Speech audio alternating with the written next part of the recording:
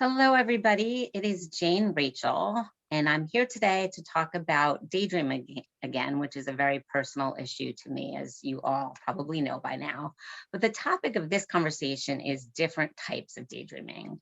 The more normative daydreaming that most people do versus immersive daydreaming and maladaptive. And we're going to go through all of those terms in this discussion. I'm not going to go through my whole story because it's elsewhere on the Overcoming Together and Overcoming Maladaptive Daydreaming websites, but just a little bit. I'll tell you about the times where the definitions were confusing. So I'm going to date myself now, but it was back in like 1986, before I think some of you were born, most of you.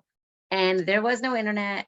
There was no one talking about maladaptive daydreaming, and I thought I was the only person on the planet who experienced what I thought was an addiction to these worlds in my head. And after keeping it secret for many years in high school, I brought it up to my parents. And I got to tell you, they tried really hard, but did not succeed in laughing. Like they thought I was going to tell them I was pregnant, and I mean, all sorts of things. And when they're like, oh my God, she's worried she daydreams too much, they thought it was funny.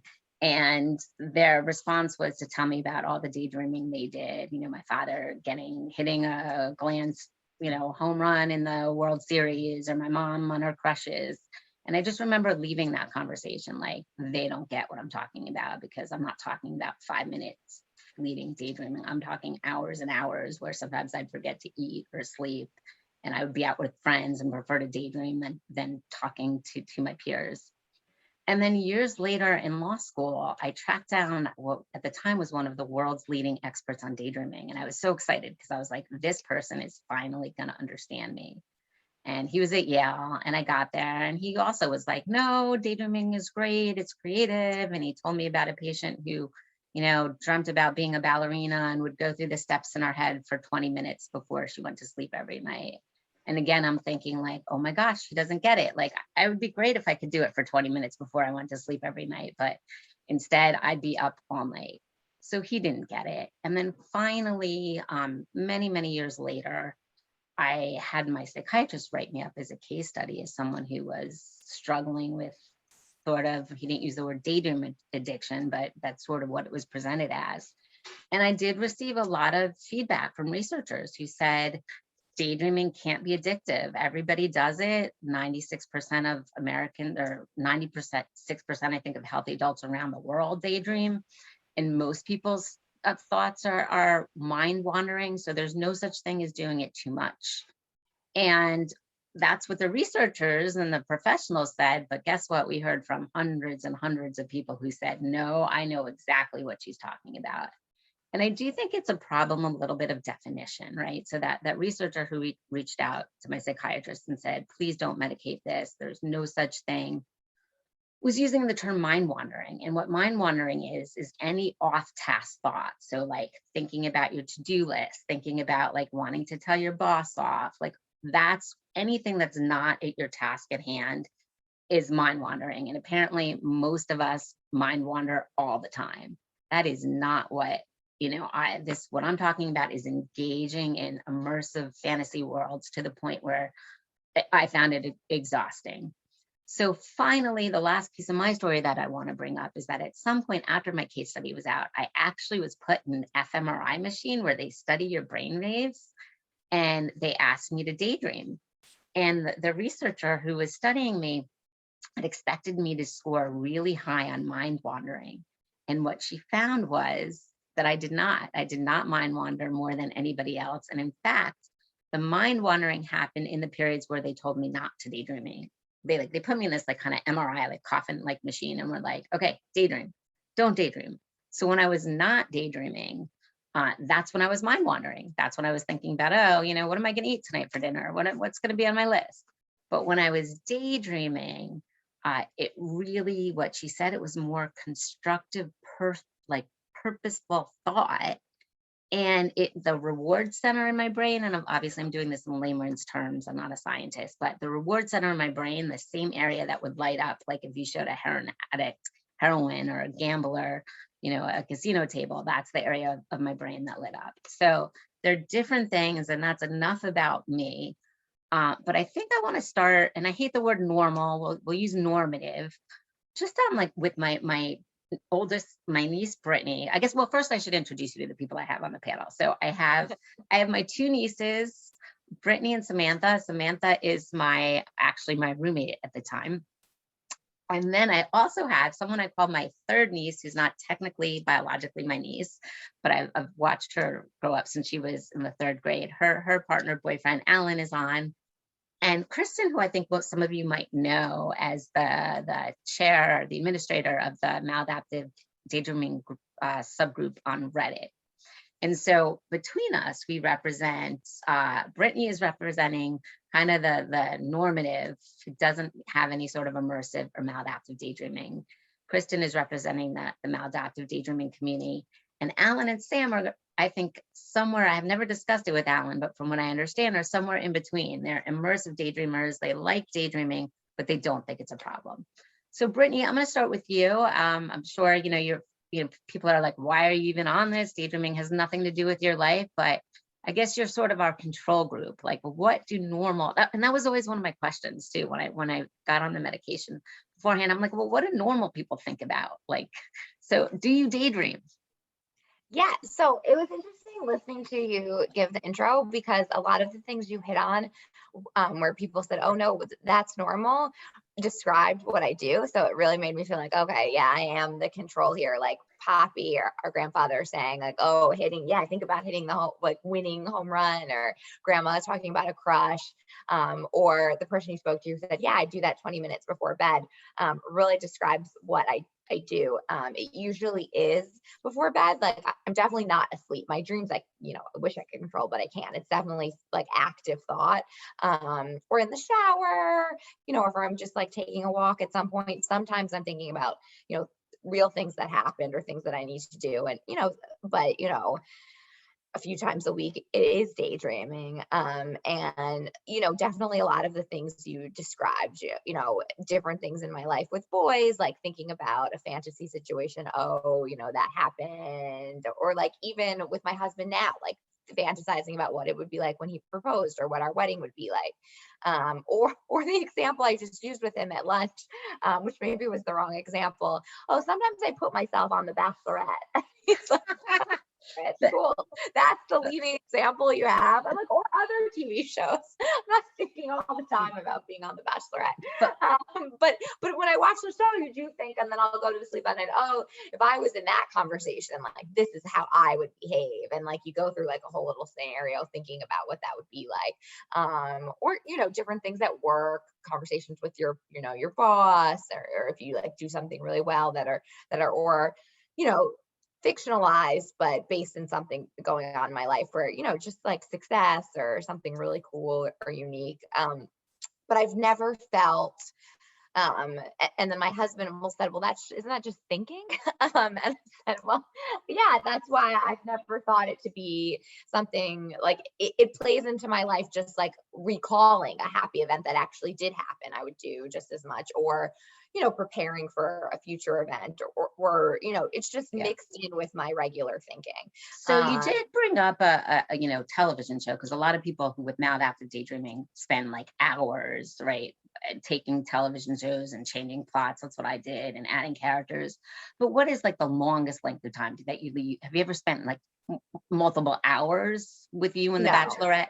No, just like flat out. Like if I just watched it, then that night I'll like, as I'm going to sleep, like, oh, if I had been in that conversation and like thinking about those things, but once I fall asleep, like it's over, and it doesn't continue to the next day. Like I'm not like thinking about that as we're going on. And if someone stopped you in the middle of that daydream, like let's say you're walking down the street daydreaming and you ran into someone and they stopped to talk to you, would that annoy you or frustrate you in any way? No, that wouldn't. But I think, I don't want to take it in a different direction, but I think what's interesting is that it's a whole other conversation, but in my past, I've had OCD. And so if I was OCDing about something, like stressing about something in my life, like, oh, did I send this wrong email? Then I know that feeling of feeling like you're interrupted and being like, I need to finish this thought.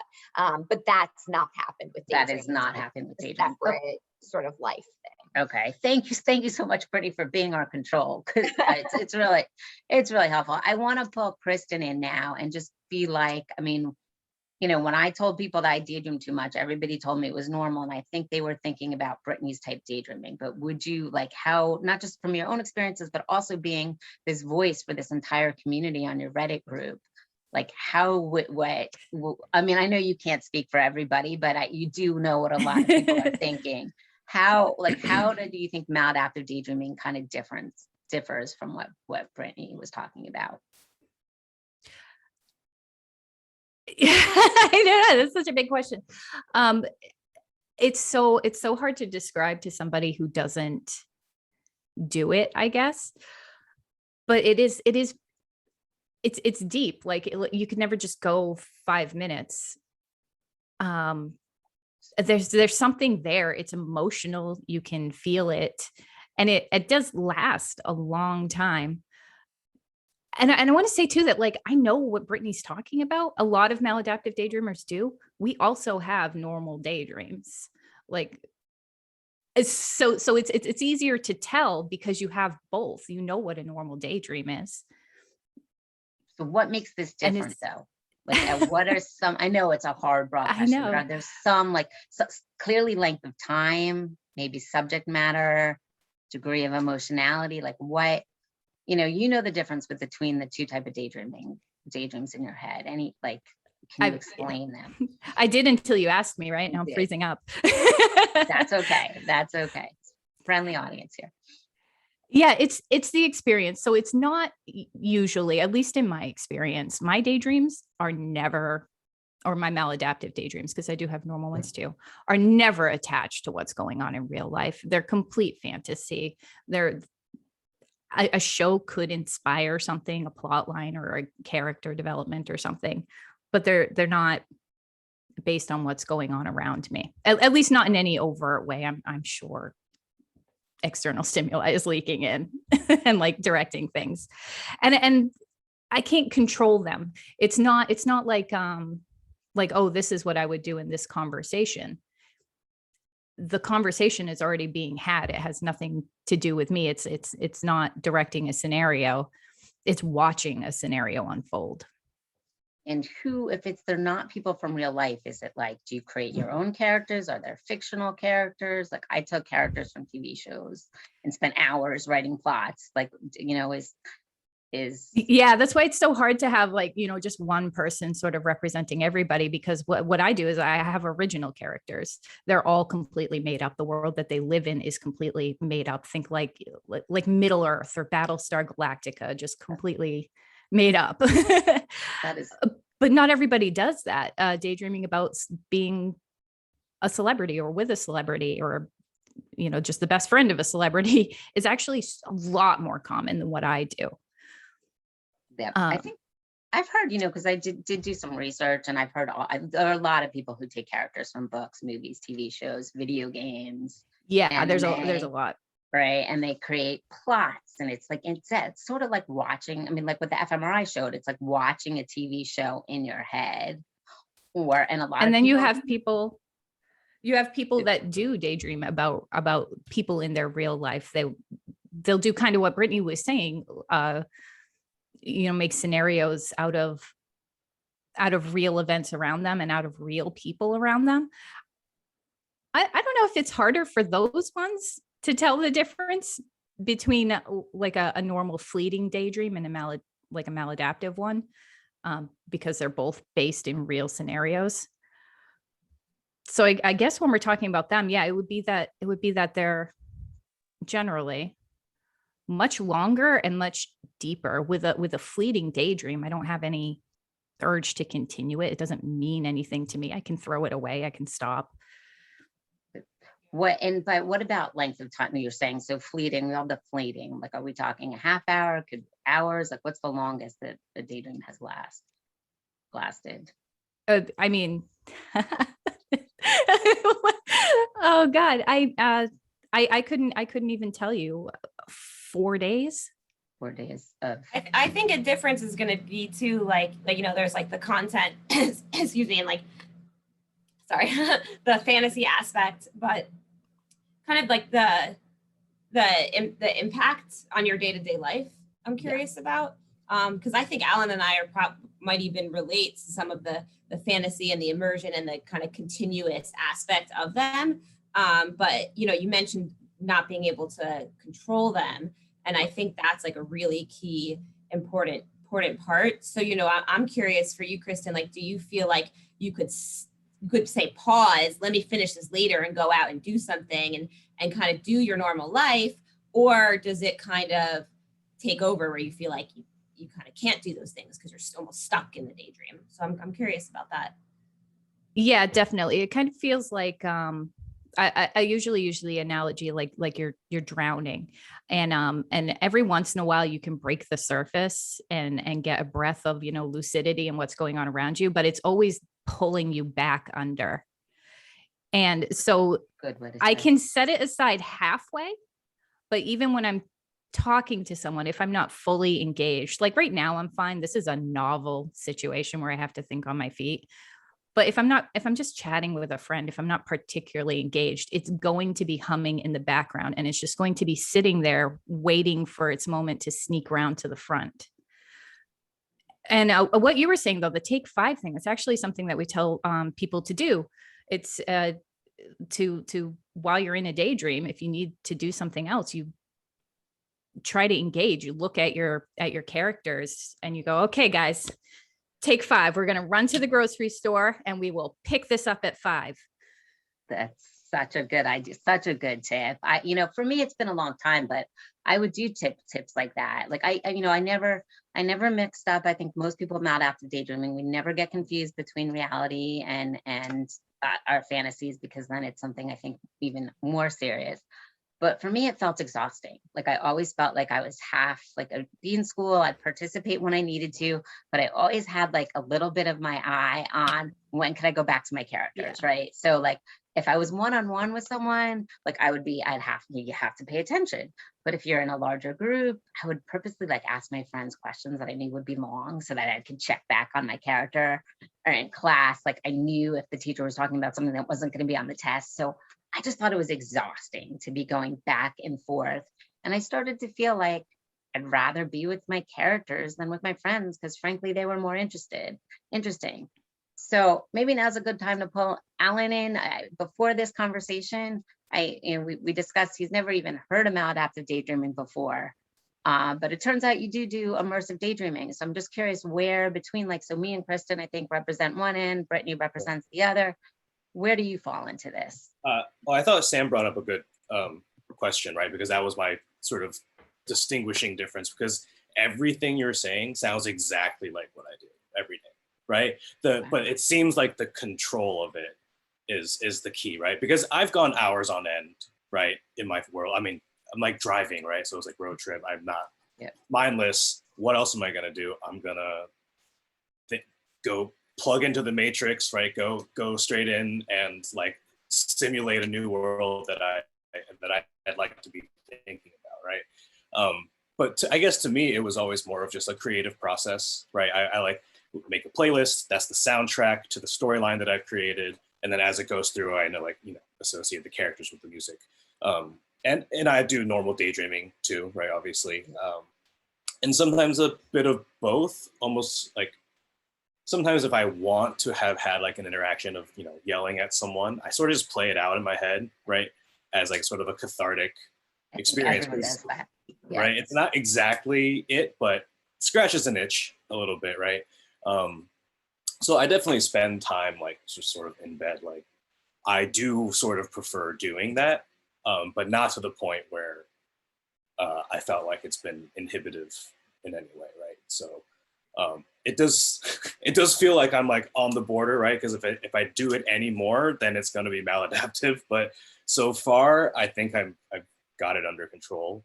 But I also I relate to that sort of switching, right? That sort of code switching almost, of like being engaged, but also keeping it in the back of your mind, because I get bored in real life and I like flip on my show, right? Like literally my show that I'm writing.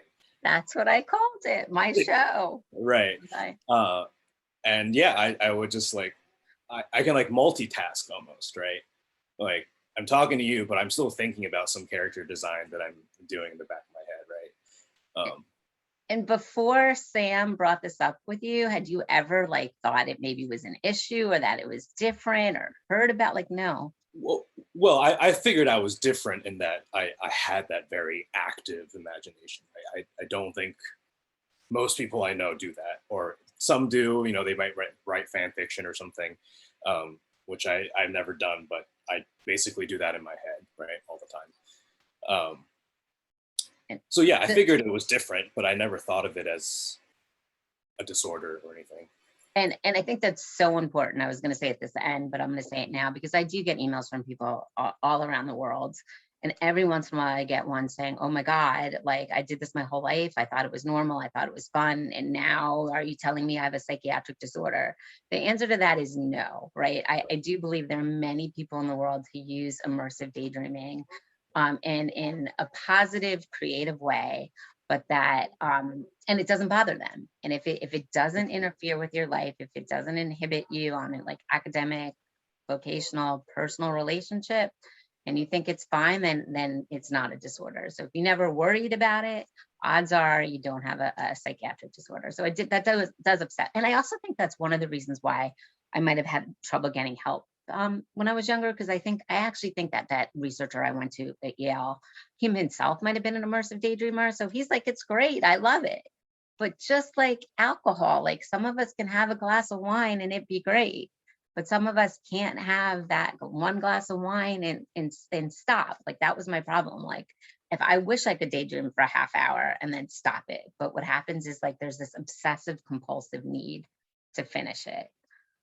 Sam, any thoughts about like where you fit into that? Thank you so much, Alan. Yeah, I want, and I'll be fairly brief because I think we've covered a lot of different areas, and I think I have a little bit of all of them, and then my own kind of unique spin, I guess. You know, so it's interesting to hear about everyone's, and I know when Alan and I talked for a long time, it was interesting because he kind of told me about like the characters that he would make up and the plot lines he would do, and like I think I had more of that maybe when I was younger, and probably less of the in-depth kind of characters and plot now. But it's interesting for me because you know, I almost have it as far as the control, and then you know I can be a bit of an introvert, and really actually more than that though is anxiety and social anxiety. And so I really used daydreaming as this tool to make me feel like calm, focused, and comfortable, really on my own. And in a way, you could say maybe a negative or something is like it, you know, I wanted to be alone with my daydream more than other kids or other people. You know, I didn't like the way other kids were playing. I wanted to play my own thing in my head. You know, it was way better than anything. And I didn't have to be nervous about it, you know. But I almost like, because it was this like safe, comfortable place for me, I would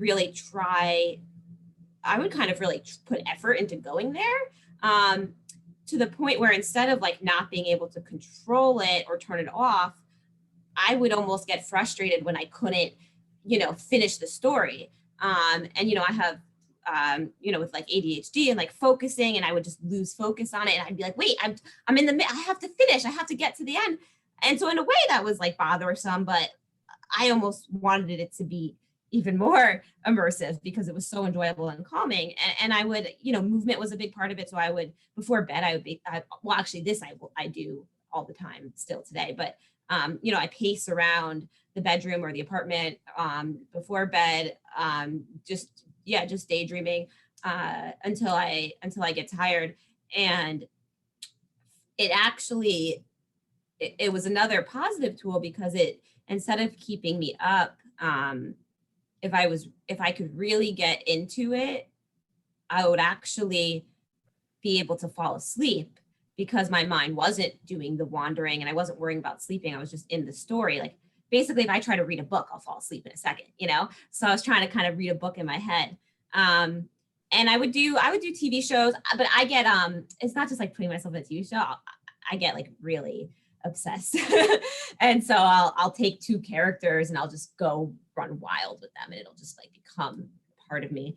And you know, I daydream. Actually, just the other day I was in Central Park, and I picture, like, you know, Kristen, you reminded me like meeting famous people.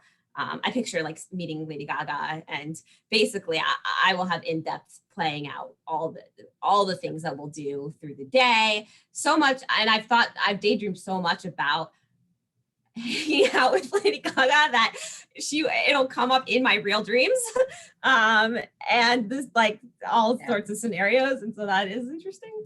But yeah, I think I can kind of, you know, end it there for now, but I think there's this interesting thing where, yeah, it would take me away from paying attention in class or talking to other people, and it can get a little fanatic or obsessive, but it was also, I did feel control over it, or I do feel a control over it, and it can be also very calming and actually therapeutic. Like a safe space, right? It's a safe space. Yeah, exactly. I can go there when because I have such a hyper awareness, and so I will start to panic or get really anxious when I become really aware of my surroundings. And so daydreaming was this safe place I could go to, or still is this. I keep saying was this safe place I go to feel calmer.